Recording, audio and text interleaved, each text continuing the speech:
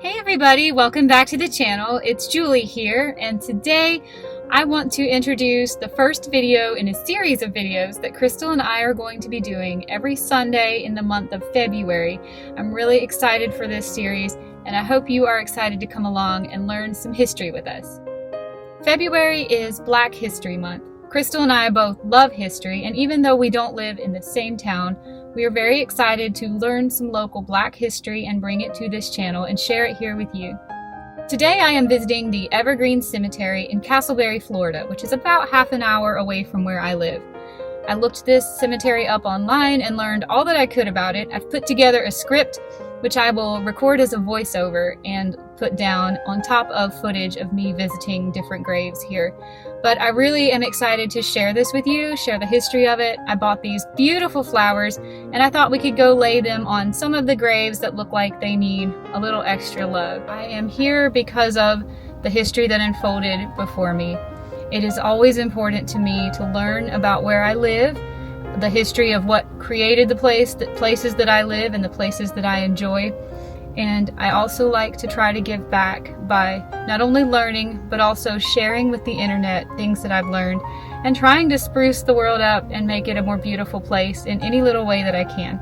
I hope you enjoy this video. Let's go explore this cemetery, and we won't quit until we have laid every single one of these flowers on somebody's grave.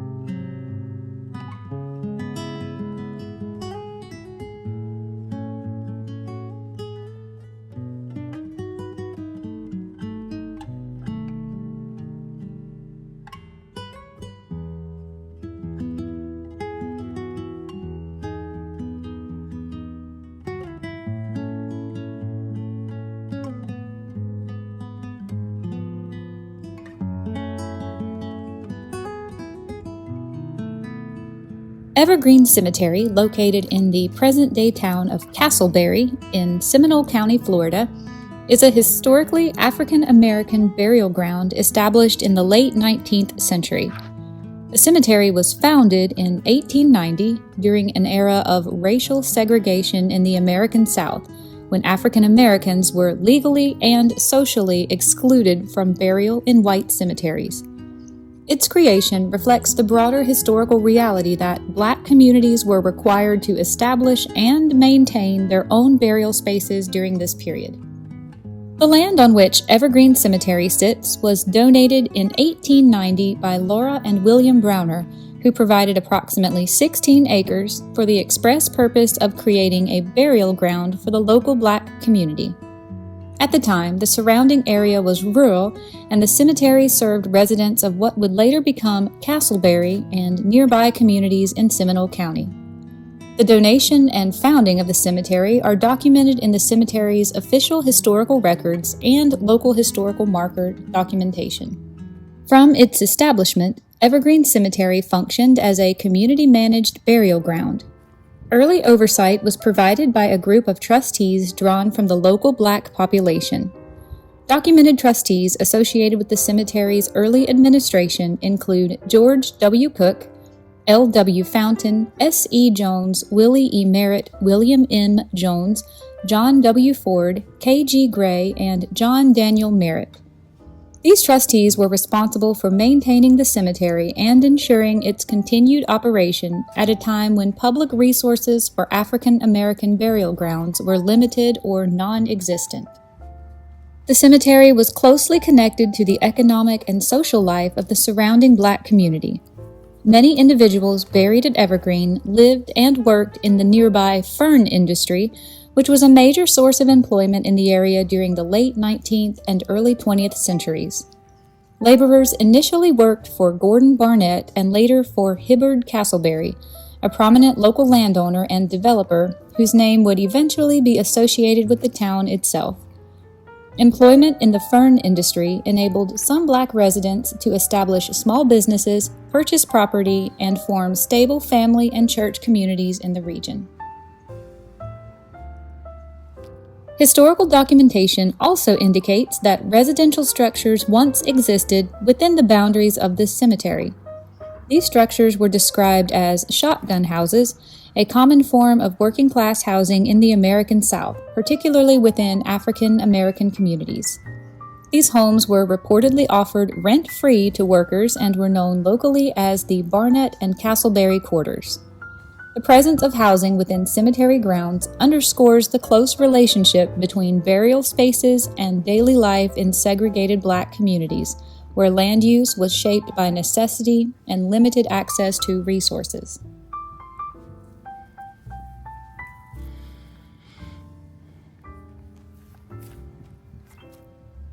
Religious institutions played a significant role in the maintenance and preservation of Evergreen Cemetery.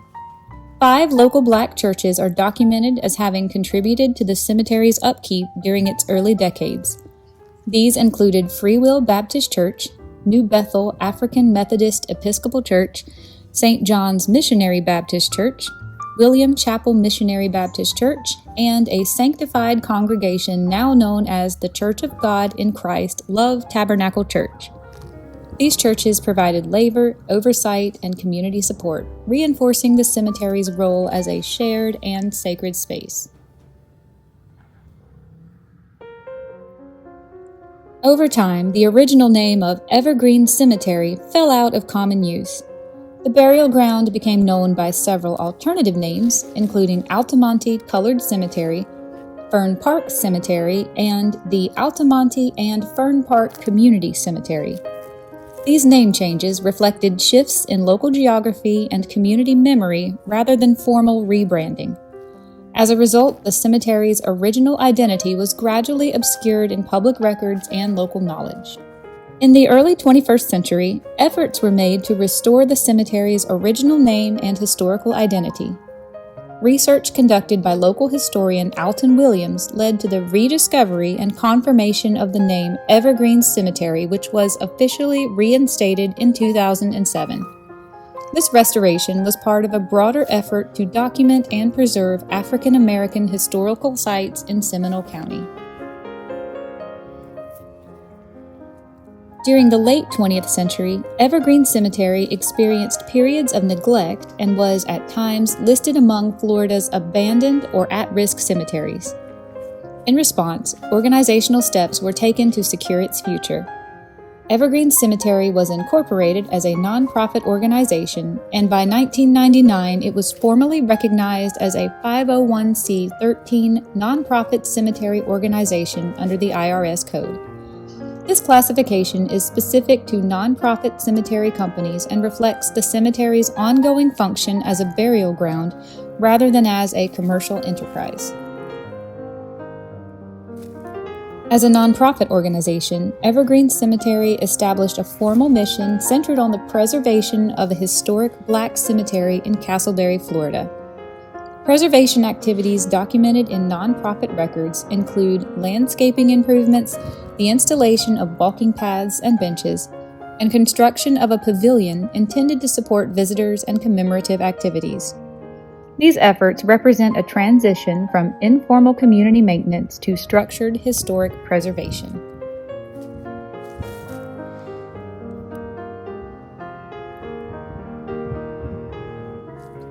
Today, Evergreen Cemetery remains an active and historically significant site.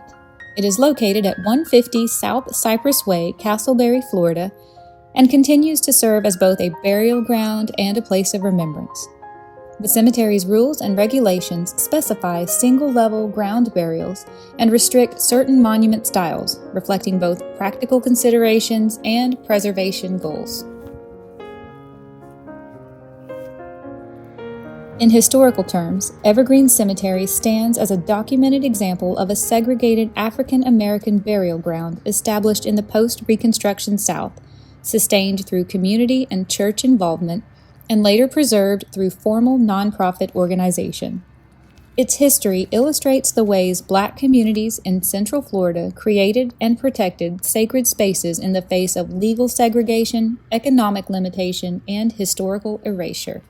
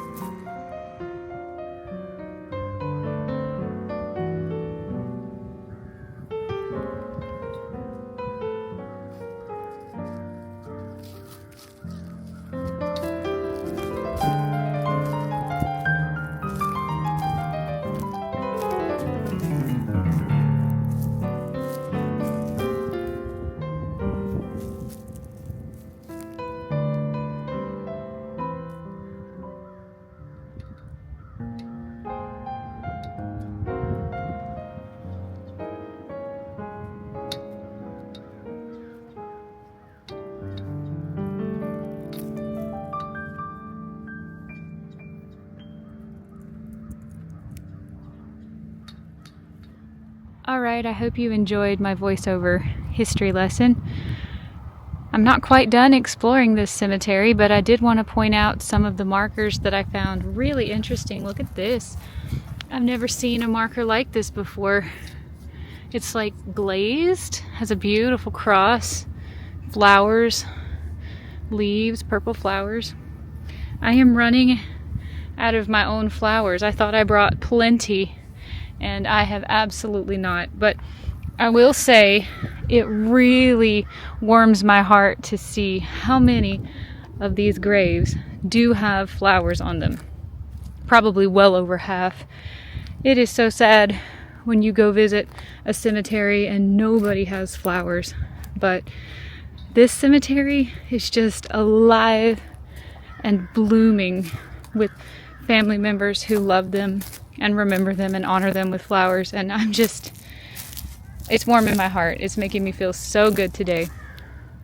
Christina Bolito, at rest with God. Her flowers look dead. Let's give her another one. I've started parceling mine out. I just cannot believe how many beautiful, beautiful monuments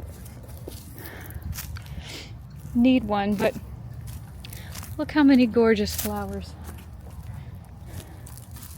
This is such a beautiful cemetery. Absolutely. Just gorgeous. This is a monument that's definitely been cleaned with D2 for Murray Jackson Jr. He was a private in the U.S. Army, 1936 to 1977. Over here is another one that's definitely been cleaned with D2.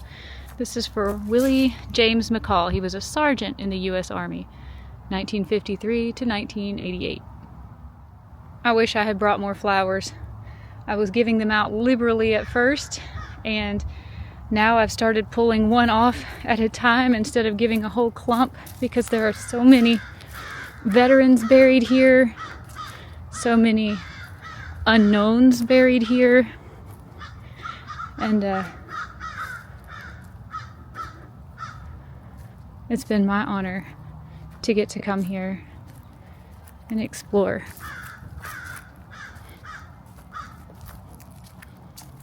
These are unique, and I've seen a few more here. The one on the left says Mrs. Annie B. Bell.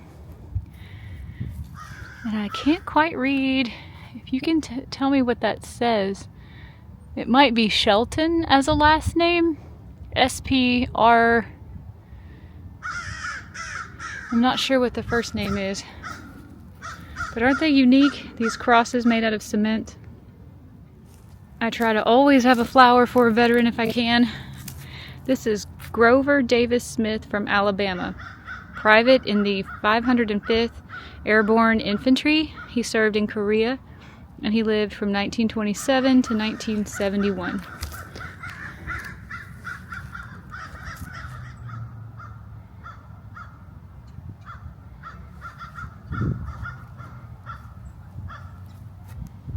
Here's another unknown. I couldn't possibly hit all of the unknowns, but I'm going to give as many as I see a flower. We're about to run out. I met the caretaker also. He was absolutely so nice. He has lived here all of his life and actually lives very close to this cemetery. And he thanked me for leaving flowers, and I'm like, this is my honor and my pleasure to be able to do this. And I just moved here, but I hope that I will have reasons to come back someday. This is just such an incredible experience. Here we have Arthur Lee Edwards Sr. from North Carolina. Okay, he's going to get 2 flowers. Corporal, is that what CPL stands for? U.S. Army, World War II. 1920 to 1973. So in World War II, he would have been in his early 20s. And he fought. My gosh, the World War ended when he was only 25. Whew.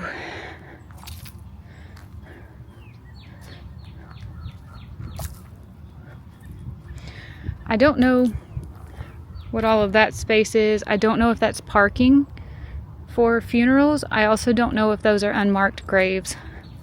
I wanted to ask, but the caretaker was assisting a family who was here to make arrangements, and I felt like I should probably not bring that up. So Lish, she just died last April. Beloved wife, mother, daughter, sister, and friend. Let's give her the last of my green flowers. I didn't mean to turn the camera off, but the last of my green flowers for Militia. This one here catches my eye. The tombstone is beautiful, and it reminds me of my grandpa. He is not buried, so I can't visit his grave, but I carry him with me every day, and I hear his voice singing all of the time, and I like to think that wherever he is, I don't know if I believe in heaven. I kind of don't think that I do, but I definitely believe in an afterlife, and wherever he is, I'm certain he's making music. And what a beautiful headstone this is. I hope James Roll Jr., I hope he is singing in heaven. That's disappointing. I would have loved to shown you that, but it doesn't look like they have any history in there. Right now it looks like it's more like landscaping accoutrement, if you will.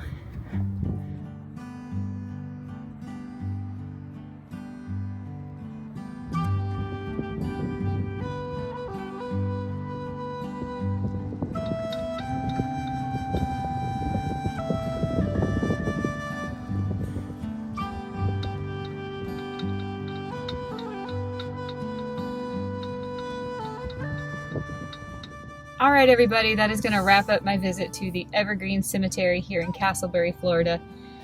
I had the best time here. You could probably tell from my footage. Learning about the cemetery was really special, and I enjoyed that. I feel privileged that I got to come here, and I wish I had had more flowers. I should have come with many, many more. The pictures I saw online about the cemetery, it was only advertised as 16 acres. I thought it would be pretty small. I was also expecting it to be mostly unmarked, but there are lots and lots of people buried here, and they continue to use it to this day. And it looks like the family members of these people have not forgotten them. There are flowers everywhere, beautiful tokens, things left behind to remember these people. And it really warmed my heart so much to see this. I hope you enjoyed the history lesson, and I hope you enjoyed the little cemetery tour with me. I enjoy so much learning the history of wherever I live, and I love being able to share it here on a platform like YouTube. All right, guys, I will see you another day in another adventure. Bye, everybody.